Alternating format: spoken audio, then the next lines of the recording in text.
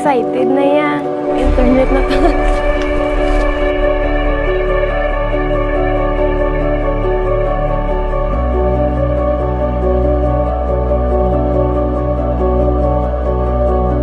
Wala ko gidang ulig sa internet para sa akon.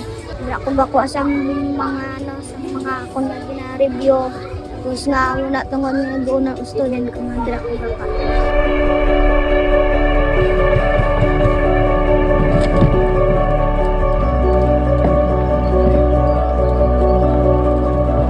Pasalamat ko sila nga mga free internet day para maka-research ko sa ano chapter. Ang iba wala man kwarta ma'am kag igado gid dado. Iskan dito guys sa piyak nga sa piyo. Igado man. Wala ang kung isa bantay gaano man lang sila patuloy sa lawod.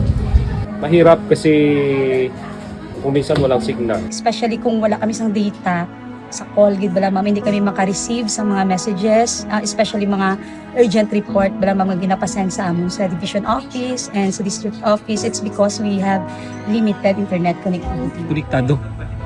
Dako gid ang impact, dako gid mabulig sa una-una gid sa mga kabataan, sa learners sang isa integrated school sa ilang pag-eskwela.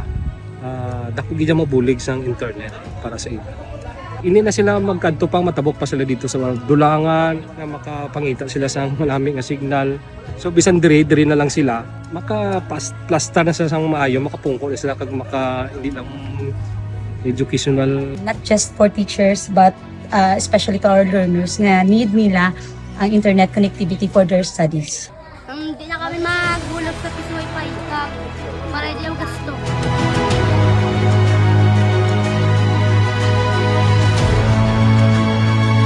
Para hindi na mabudlayan. Kung may libre na internet, manami ang performance sa school.